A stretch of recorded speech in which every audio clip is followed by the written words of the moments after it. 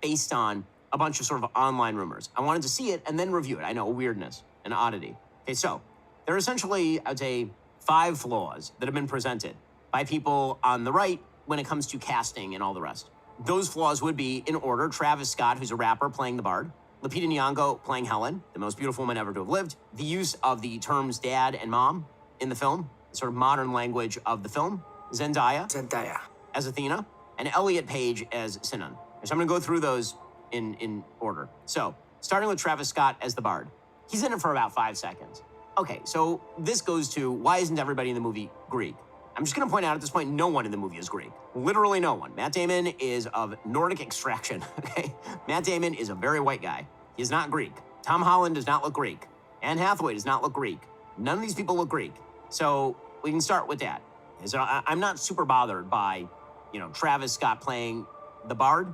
It didn't really take me out of the story in any significant way. Okay, so maybe the Bard is just a traveler from Northern Africa in this particular version. I'm not gonna go crazy over that. It doesn't change the story in a fundamental way. I feel the same thing about Lupita Nyong'o. So I know a lot of people were like, oh my God, Lupita Nyong'o is supposed to look like Diane Kruger. I don't know, Diane Kruger doesn't look very Greek, she's German.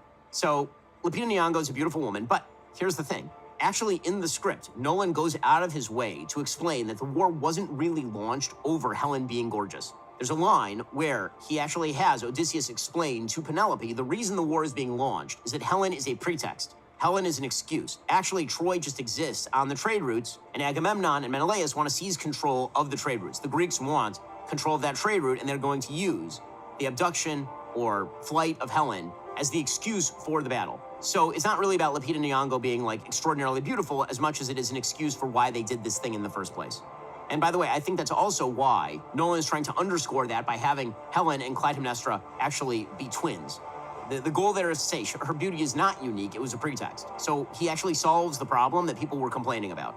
Again, I'm not sure it was a huge problem to begin with, but okay. So Travis Scott didn't bother me, Lupita Nyong'o didn't bother me. How about Zendaya? Okay, third casting thing that people were upset about was Zendaya as Athena. This is actually in the script. And Nolan does something super clever here. I actually really love what he does with Zendaya as Athena here. Why? Why does Matt Damon, again, the idea is that the gods appear to Matt Damon as he sees them.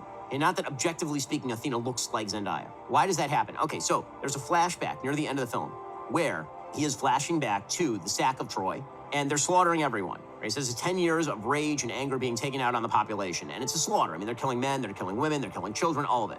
He watches as soldiers, as Greek soldiers, take Zendaya, who's a young woman living in Troy, and behead her in front of him. At the same exact time, he's watching a statue of Athena be beheaded. Right, again, Zeus's law has been violated, and so now, forever in his mind, this young woman has been beheaded and Athena are tied, and they're the same. The idea is that any god can be a human being, right? That's part of Zeus's law. And so it's actually a super clever device. Casting Zendaya in that role doesn't change anything. The point isn't that Athena is supposed to be the most beautiful woman who has ever lived, and she's supposed to look Greek, or like, the idea is that he sees the humanity in the goddess Athena, right? That's the idea there. So it's actually cleverly woven into the script. I think Zendaya does a fine job. She doesn't bother me at all. So again, those 3 problems don't have a problem. Then there are the 2 that are a problem. Here are the actual stones in the shoe. One of them is the use of language like dad or daddy and mom. It takes you out of it. Just a reality. It takes you out of it. And there's no reason for it.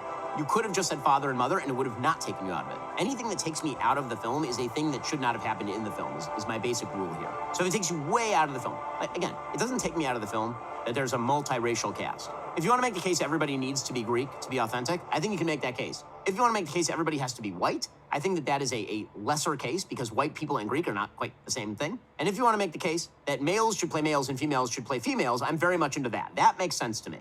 Well, folks, in the Odyssey, Odysseus spends a lot of time treading water. But here's the thing. If your credit card balance is going down by $20 a month, you are also just treading water.